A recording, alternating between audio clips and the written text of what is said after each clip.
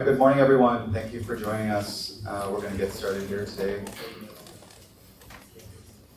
So before we get started, I would like to say thank you to CSDN and GoSim for hosting this event. This is the very first PyTorch day, and we're happy to have this in Paris as our kickoff to this event. So I'm going to quickly just hover over the PyTorch mission. I know this is probably the most boring slide to kick off a presentation with, but it does reflect some of the changes that have happened in the foundation recently. And so originally the vision was, okay, we were really focused around the PyTorch framework, and I'm getting ahead of a few announcements, but if you're online right now, you've probably seen them. And so we are now shifting towards being a more encompassing, a more broader foundation, which we call an umbrella foundation, which encompasses projects, open source projects that are out there that solve problems in the entire AI lifecycle. And so I do want to quickly say thank you to all of our premier members, our general members and associate members. We are now at over 30 members in the PyTorch Foundation. And we've recently welcomed Qualcomm and Snowflake to the family. And not everybody knows this, but we do have this thriving ecosystem in PyTorch that currently consists of over 70 projects and is continuing to grow. You'll probably recognize a few of the logos on this slide.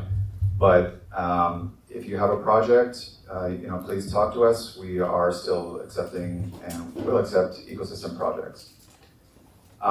So I've got a lot of announcements. I'm going to try and keep this fairly brief, but PyTorch is now an umbrella foundation, as I mentioned. Do not ask why the umbrella is on fire. This is just my master design. And what does that mean, an umbrella foundation, right? What does that word mean? So it basically means that the PyTorch Foundation can host multiple projects now. Not just PyTorch Core, but now we're extending to additional new projects in the AI lifecycle. We want to build this ecosystem of trusted, interoperable projects that fundamentally reduce friction for downstream users and for developers and engineers, as well as researchers. So what it helps us do is align governance, get to a vendor-neutral space with projects, align roadmaps where needed, and really increase the collaboration amongst different projects that work together. It also supports diverse innovation from all of the different domains that we'll be working in, right? And that's from tooling and inference to beyond infrastructure and to benchmarks and to agentic frameworks and other areas.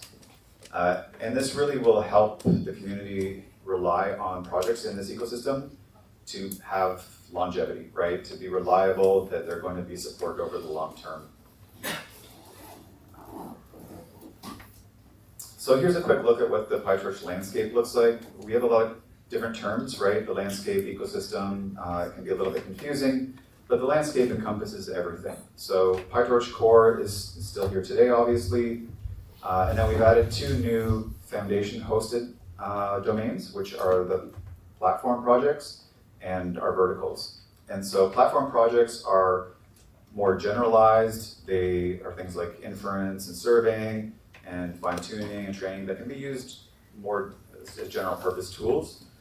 And then we have verticals. So verticals is very domain-specific, like protein folding, and very like industry-specific or application-specific use cases. And then we still have the ecosystem. And so the ecosystem are self-hosted projects. These are projects that are not hosted with the PyTorch Foundation. They don't have the same benefits and guarantees, but they are projects that are wonderful that help complete the entire open source AI ecosystem. And so what does it mean to be foundation hosted? So I've mentioned that foundation hosted versus self-hosted. Projects that move into this vendor neutral governance benefit from the PyTorch umbrella. There's things like trademarks and domains which are held by the foundation so that no other company can sort of monopolize use of trademarks and names. And then CI infrastructure. You may rely on our CI infrastructure and integrate with it. You may manage your own, but that's an option. And then we offer like marketing, events, and a lot of other benefits here. So we do have 2 new projects that we've announced, our first 2 new projects in addition to the PyTorch ecosystem, or so the PyTorch core. So BLLM, I'm sure many of you are familiar with BLLM. It is an inference and serving engine, and it's a fantastic project, and it solves a real area in the AI lifecycle, which is on the downstream side, right, on inference. And then we're also happy to welcome DeepSpeed. So DeepSpeed will be joining us. Their project is really about abstracting and addressing the entire sort of AI lifecycle from training through to inference. And so this is also an exceptional project, and we're happy to have it join our family. So here's some benefits of hosting projects. I'm not going to go too deep into this. We are running way behind time, but we do provide a lot of infrastructure support, a lot of the support, orthogonal support that folks that are developing software don't really want to deal with. And so we're happy to take that on. We help grow projects, and so our intent is to help amplify and grow projects in the ecosystem and get broader adoption and really create this very frictionless experience for users. And then we have a lot of operational support too, right? So security audits, technical best practices, a lot of other things that, and even like governance building, right? Which is not something that a lot of folks are really accustomed to. And so this is the areas that we can really help out. So I'm also pleased to announce that we've launched our PyTorch Ambassador program. So this program is a global initiative. It's launched today that will allow us to extend the community globally, find folks in the community that are going to amplify PyTorch and the projects, host regional events, maintain possibly their own socials and other things to help amplify PyTorch. We're aiming to host about 20 different community events globally this year.